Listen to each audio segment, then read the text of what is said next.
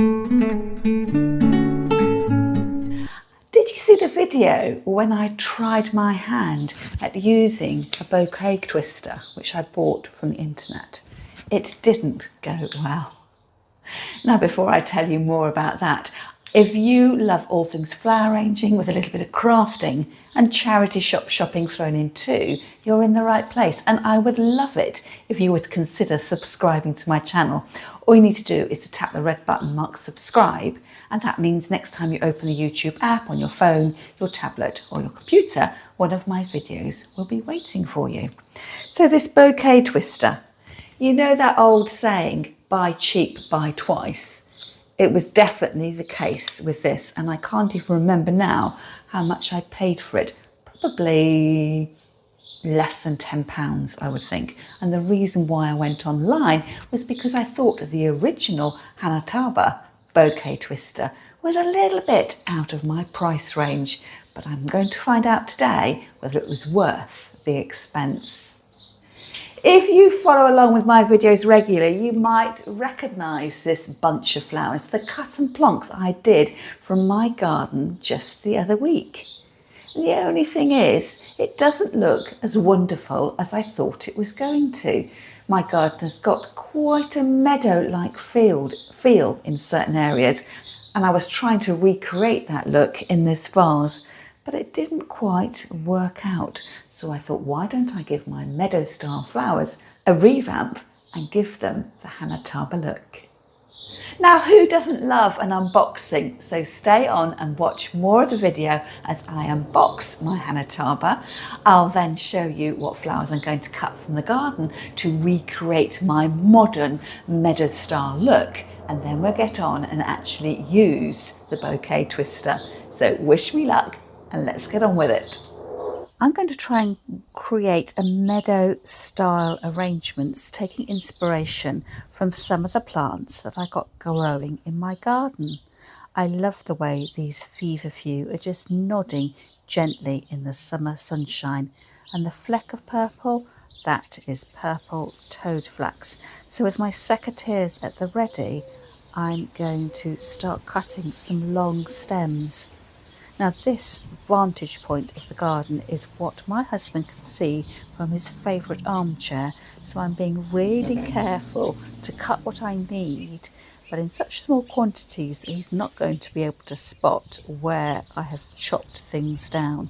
So it's just a couple of stems here and a couple of stems there, and I'm cutting right down to the base of the flower, so I'm not going to be left with any telltale stubby ends. I'm then cutting some ragwort, which is getting a little bit leggy, and to be honest, it's starting to take over some of the flower beds. Again, I'm cutting the side shoots because I know they're going to be nice and skinny and they'll fit in the holes of my Hanataba. And for a flash of purple, I'm going to cut some of this leggy lavender. So having cut my stems, it's straight into a bucket, or in my case, a jug of water. So what I'm trying to do here is to make sure all the stem ends are going to be in the water. So I'm sorting out my ragwort first, but one of those feverfew stems is longer than the others. So I need to make sure that the shorter stems are actually reaching into the water. So you'll see me jumping the stems up and down the spot so they settle to the bottom of the jug. And then tucking in the lavender at the side. So I'm going to leave those there to have a drink. And while they're drinking, let's get on with the unboxing of my Hanataba. Now, I must admit, the reason I delayed or hung back on ordering my Hanataba was it was quite expensive. So I paid about £30, including postage, compared to less than £10, which I spent on the plastic version.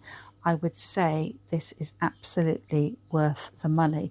Not least because of what I'm going to show you in a moment. So I'm flicking through the little information panel. You can follow Hanataba Original on Instagram. And when I opened the box, when I could finally work out how to open the box, this is what made the money, the purchase, worthwhile. You actually buy two Hanatabas, one tucked inside the other, and I didn't realise that. So I feel I'm getting a better value for money. Two Hanatabas for the price of one, And of course it's the original, so it's been perfectly designed and it's not going to fall apart in my hand like the cheap knockoff version. Let me know in the comments whether you've been thinking of buying one of these bouquet twister devices. The smaller Hanataba has got larger holes, and the larger Hanataba has got a mix of small and large holes, but each one comes with this little sticky silicone device which has actually got smaller holes still, and that's what holds your stems firmly in place. You put them through the big hole and then they lock in place with the smaller hole that's created by that little insert. The trick to the twister part of the bouquet holder is you've got to line it up properly. So looking at the little guide in the instructions manual, that you have to line up 3 holes in the middle that create a little triangle. So I'm trying to do this with one of my reusable straws, and you will find it much easier to work out how to do this if you go onto the website. There's a QR code inside the box and it will show you exactly what you need to do. So I'm just trying to make sure that my holes are lined up properly, so my stems are going to slide in easily from top to bottom. And you can see from the video on the website, you're being told no flowers yet. You just need to do a little bit of adjusting so that those 3 central holes in your Hanataba line up properly. Can you see the 3 green dots there showing you what you need to do? I'm happy now that I've got that triangle of holes all lined up. So next thing, we need to get on with the flowers. But wait. So having watched the introductory video, I now realise that I should be using these little silicone discs to put on the bottom of my Hanataba. So here goes. So peel it off the backing. Put it on the bottom of the Hanataba, making sure I'm lining up the holes. Gosh, this is harder than it looks. I think I've got that right there. A little bit more of a twist around, so I've got the holes lined up over the holes of the Hanataba. And now we're ready to go. I picked my flowers from the garden earlier and they've been sitting in some water, so I'll need to prepare them as if you would if you were making a traditional hand tie bouquet. And basically that means you want some clean stems. So you'll need to make sure that you take off any greenery and side shoots that are going to sit either inside your bouquet twister or in the vase. You should be able to just do this by running your fingers up your stems, or you might want to use your scissors. I'm wondering how easy this is actually going to be. So if I take my first stem, I'm going to go into the central hole.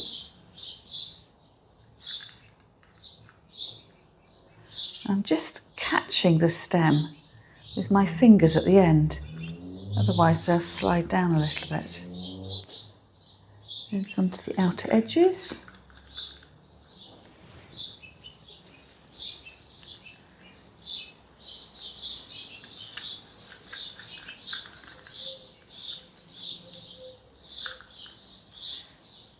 In fact, because I've got the silicone at the bottom that makes the hole smaller, the stems are holding without me having to hold them up underneath.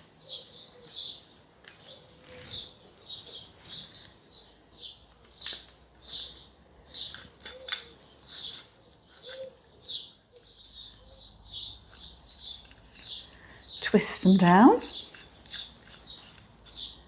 I should say I'm probably corkscrewing them down into the holes, making sure my flowers aren't getting too tangled at the top. Now I've chosen quite full flowers, single stems with lots of bushiness at the top, so my bouquet should look nice and full.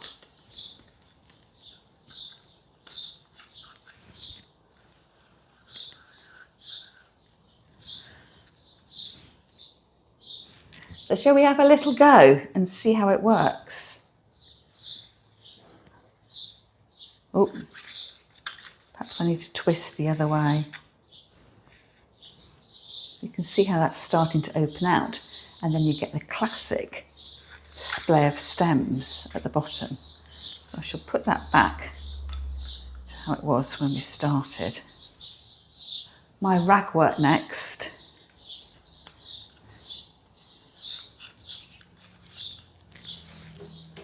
I quite like this because it's got a daisy-like form to it,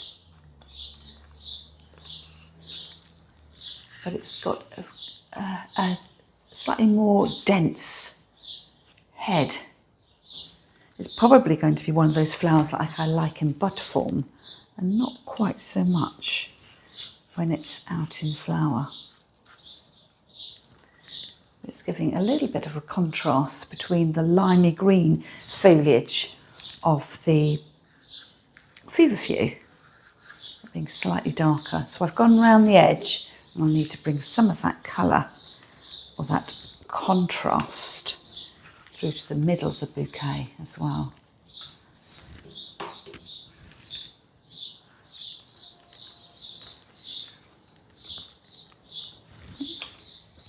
Just trying to find my way down.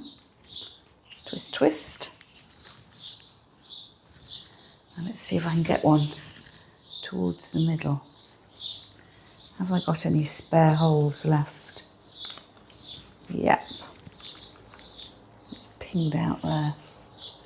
Originally, when I made my meadow bouquet in the vase, I'd used the purple toad flax, and it's not a good cut flower.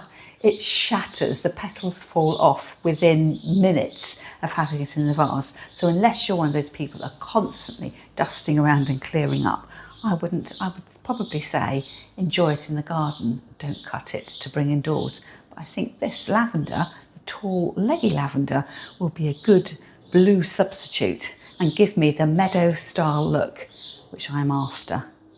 Almost gives me vibes, seaside vibes as well. You can imagine that growing on the beach. Blue skies and sunshine. And it's at this point in my bouquet making that I'm just struggling to get the finer stems of lavender into the Hanataba, and in hindsight I'm wondering whether perhaps I should have put my lavender in first and added in my more robust or slightly larger stems afterwards. Practice makes perfect. Perhaps I'll do that another time.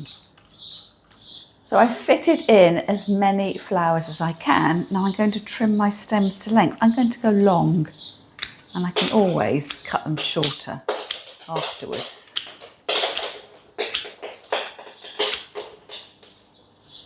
And how easy do you think this is going to be? So I just need to twist. Oops, that way. Yep, I can feel them going. Ping, ping, ping at the bottom. And there we have it. That feels really, really secure.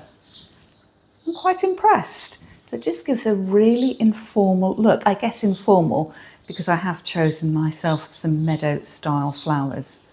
But yes, very confident that that is going to stay and hold. And here's my bouquet standing proud. So let's get it in a vase. So to create that modern look, I'm going to use a shallow container. This is a recent charity shop buy. And a few weeks after I bought it, I spotted a pair of these in another charity shop with a label where the price was 4 times what I paid. It turns out this is a piece of 1930s Czechoslovakian glass. In with the bouquet.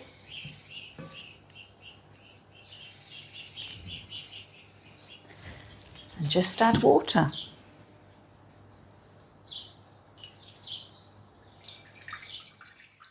And here's my finished Hanataba bouquet compared to my cut and plonk arrangement. We've had some very hot weather recently, so although this vase is only several days old, it is looking a little bit lackluster. But if you'd like to know how I created it, watch this segment of the video. And if flower arranging is your thing, why don't you consider subscribing to my YouTube membership channel? That involves paying a monthly fee. It gives you early access to my Monday uploads with some bonus footage included, and it also gives you free access to my monthly online flower arranging class.